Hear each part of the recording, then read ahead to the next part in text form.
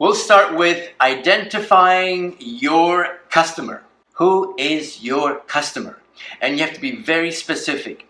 You need to do two things: consumer research and product research. Let me explain. Consumer research meaning who? Who is going to wear your merchandise, your product? Who is your customer?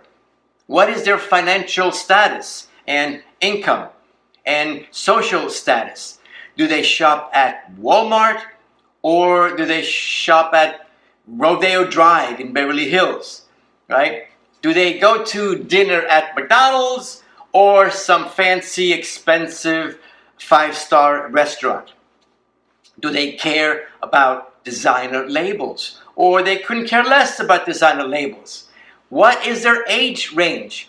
Are you designing for an 18-year-old or a 48-year-old? It makes a difference. What do they like? What do they like? Do they go to church on Sunday or do they go to a yoga class on Sunday? Get as much information as possible in identifying your customer. Facebook is great for stuff like this, and I'll talk more about that later on. And then product research. Product meaning what? What are you going to design?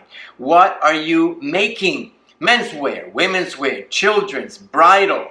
And even if you say, oh, it's women's wear, well, what kind? Is it active wear, evening wear, sports wear? Is it yoga pants or business attire? You have to be specific.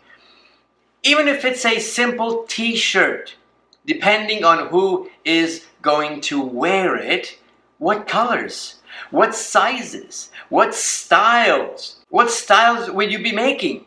Are you going to have logos and designs on a t-shirt, or will it be solid colors? And again, be aware of fashion trends in colors, in silhouettes, in fabrics. So, identify your customer.